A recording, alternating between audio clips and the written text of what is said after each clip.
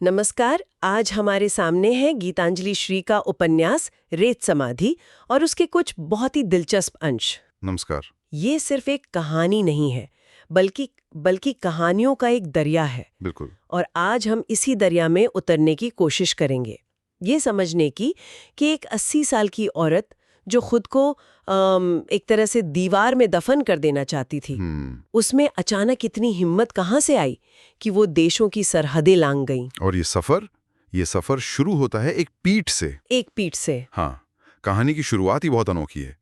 एक 80 साल की औरत है, पति की मृत्यु हो चुकी है और उसने दुनिया की तरफ अपनी पीठ कर ली है, बिस्तर पर पड़ी है बस। परिवार के लिए तो एक तरह से बोझ बन गई होगी। बिल्कुल, एक जिंदा लाश।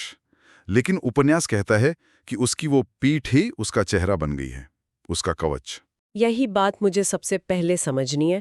एक औरत जो दुनिया को अपना चेहरा नहीं दिखा रही, अपनी पीठ दिखा रही है, तो इस पीठ का मतलब क्या है? क्या ये सिर्फ डिप्रेशन है या ये एक तरह का विद्रोह भी है? ये बहुत सही सवाल है और मेरे ख्याल से ये दोनों हैं। एक तरफ तो गहरा अवसाद है, मतलब वो दीवार में दरार खोज रही है, एक कीड़े की तरह उसमें समा जाना चाहती है, ताकि दुनिया की, जैसा किताब में लिखा है, माथापच्ची से बच सके। हाँ, माथापच्ची और धौंकनी से, रोज की भाग दौड़ से। वो अपनी सांस तक रोक लेती है ताकि किसी को पता ना चले कि वो जिंदा भी है। अच्छा। लेकिन दूसरी तरफ ये उसका पैसिव रेजिस्टेंस भी है, एक खामोश विद्रोह। परिवार उसे नॉर्मल करने की कोशिश करता है, पर वो टस से मस नहीं होती। तो उसकी पीठ एक दीवार है, एक मजबूत दीवार जिसे कोई पार नहीं कर सकता। और फिर इस दीवार को तोड़ने के लिए एक बहुत ही अजीब सी चीज आती है, एक छड़ी। हाँ, विदेश से आया उसका छोटा बेटा सिड एक रंग बिरंगी अनोखी छड़ी लाता है, और वो छड़ी सिर्फ एक सहारा नहीं बनती। नहीं, वो तो जादू की छड़ी बन जाती है। बिल्कुल। और यहीं गीतांजलि श्री जादुई यथार्थवाद का बहुत खूबसूरती से इस्तेमाल करती हैं।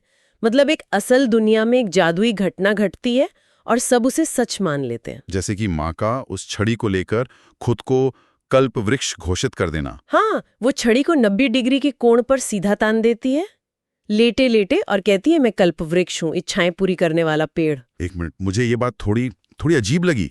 जो औरत हिलना तक नहीं चाहती थी, वो अचानक कल्प वृक्ष कैसे बन गई? देखिए, वो सिर्फ एक छड़ी नहीं थी, वो उसके लिए एक बहाना थी, अपनी शक्ति, अपनी एजेंसी वापस पाने का एक जरिया। मतलब वो निष्क्रिय से सक्रिय हो रही थी। सही पकड़ा आपने। वो दुनिया को बता रही थी कि मैं अभी खत्म नहीं हुई हूँ, और जादुई बात यह है कि मोहल्ले के नौकर चाकर इसे सच मान लेते हैं। हाँ, ये तो कमाल का हिस्सा है। वो उससे अपनी मुरादें मांगने लगते हैं। कोई कहता है लाला के यहाँ ट्यूबवेल लग जावे और कोई अपने खोए हुए तोते रामलाल को वापस बुलाने की गुहार लगाता है। कितना बड़ा व्यंग है ना। जो औरत दुनिया से कुछ नहीं चाहती थी, अब पूरा मोहल्ला उससे अपनी मुरादें मांग रहा है। बिल्कुल, ये उपन्यास का ह्यूमर है जो बहुत गहरी बात कह जाता है। ये दिखाता है कि विश्वास और कल्पना में कितनी ताकत है। तो ये उसके काया पलट का पहला कदम था। पहला और सबसे जरूरी कदम। उसने खेल शुरू किया और दुनिया उस खेल में शामिल हो गई, और बस इसी नई ताकत के साथ वो एक दिन अचानक घर से गायब हो जाती है। सिर्फ वो रंगीन छड़ी और एक पुरानी खंडित मूर्ति लेकर। हाँ। तो एक तरफ तो माँ थी जो जिंदगी को दोबारा जी रही थी अपनी शर्तों पर। हाँ। लेकिन उसी घर में एक और शख्स था जो जिंदगी से अपनी पकड़ खोता जा रहा था, उसका अपना बेटा। हाँ, बड़ा बेटा, जिसका नाम तो गंभीर है ही, स्वभाव भी वैसा ही है। और उसकी समस्या तो और भी अजीब है, उसकी हंसी खो गई है। ये खोई हुई हंसी वाली बात, मुझे लगता है कि हम सब में कभी ना कभी ये महसूस किया है, जब काम का बोझ इतना हो जाता है कि मुस्कुराना ही भूल जाते हैं। पर इसकी समस्या तो ज्यादा गहरी लगती है। बहुत गहरी। उपन्यास में जिस तरह से इसे बताया गया है वो बहुत मार्मिक है कि जब वो हंसने की कोशिश करता है तो उसके चेहरे पर हंसी एक चिपकाए हुए कागज जैसी लगती है। अच्छा। मुंह तो खुलता है, पर आंखें, गाल, माथा सब सपाट रहते हैं, ना हंस। तो घर वाले तो परेशान होते होंगे। घर के नौकर तक उससे डरने लगते हैं। उनका नौकर है फित्तू, वो कहता है कि वो रोते हैं इसलिए बोल नहीं पाते। ये तो बहुत बहुत दुखद है। और वो समुद्र तट पर जो बच्चे वाली घटना होती है, वो तो जैसे जख्मों पर नमक छिड़कने जैसा है। हाँ। एक छोटा सा गोलमटोल बच्चा आता है और उसे एक बेबी लाफा, मतलब एक नन्हा सा थक्कड़ मारकर कहता है, हंसो। वो तो बस खेल रहा था। हाँ, पर गंभीर के लिए ये एक आरोप जैसा था। उस रात वो सपना भी देखता है। क्या सपना? कि वो समुद्र में एक सिंहासन पर बैठा है और तट पर जमा भीड़ को उपदेश दे रहा है, और वहीं बच्चा भीड़ से निकलकर चिल्लाता है, राजा नंगा है, हंसो, और फिर एक बड़ी लहर उसे डुबो देती है। तो ये सिर्फ एक किरदार की कहानी नहीं है, ये आज के उस आधुनिक इंसान की कहानी है जो सब कुछ हासिल करने की दौड़ में अपनी सबसे बुनियादी चीज हंसना भूल गया है। बिल्कुल। उसकी खोई हुई हंसी दरअसल उसकी खोई हुई आत्मा का संकेत है। वो सफल है, जिम्मेदार है, लेकिन अंदर से खोखला हो चुका है। और ये माँ के किरदार से कितना अलग है? एकदम विपरीत। माँ जिंदगी की छोटी छोटी बेमतलब चीजों में खुशी ढूंढ रही है, और बेटा बड़ी बड़ी उपलब्धियों के बावजूद खुशी से दूर हो चुका है। और माँ ये नई खुशियाँ अपनी बेटी के घर पे ढूंढती है, जहाँ वो घर से भागकर पहुंच जाती है। हाँ, और यहाँ दो अलग अलग पीढ़ियों और जीवन शैलियों का एक तरह से मिलाप होता है। बेटी आधुनिक है, स्वतंत्र है, बिल्कुल। वो माँ को अपनी दुनिया में शामिल करना चाहती है, अंग्रेजी फिल्में दिखाती है, नए लोगों से मिलवाती है, लेकिन माँ अपनी एक अलग ही दुनिया बना लेती है। बालकनी में। हाँ, बालकनी में मिट्टी और पौधों में रम जाती है।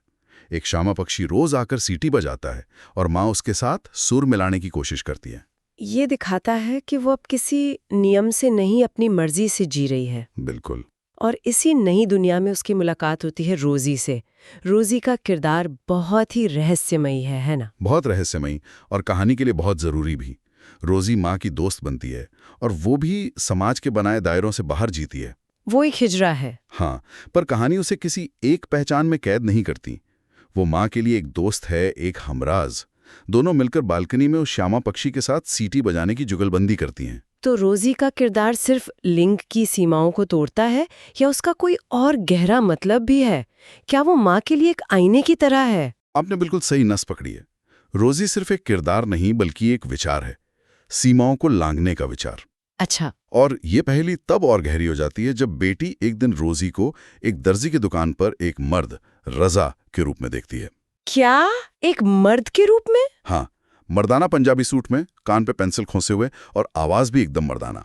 बेटी तो हक्की बक्की रह जाती है। जाहिर है, वो जिसे एक औरत समझ रही थी वो एक मर्द के रूप में उसके सामने है। तो ये पहचान पर, लिंग पर, समाज की बनाई श्रेणियों पर एक बहुत शक्तिशाली टिप्पणी है। उपन्यास हमें बताता है कि इंसान किसी एक खांचे में फिट नहीं होता। रोजी औरत भी है और मर्द भी, या शायद दोनों से परे कुछ और। वो सीमाओं को नकारती है, और शायद यही देखकर अनजाने में ही माँ को भी अपनी सबसे बड़ी सीमा को लांघने की प्रेरणा मिलती है। देश की सरहद। हाँ, देश की सरहद। और यहीं से कहानी अपने सबसे बड़े और सबसे अप्रत्याशित मोड़ पर आती है।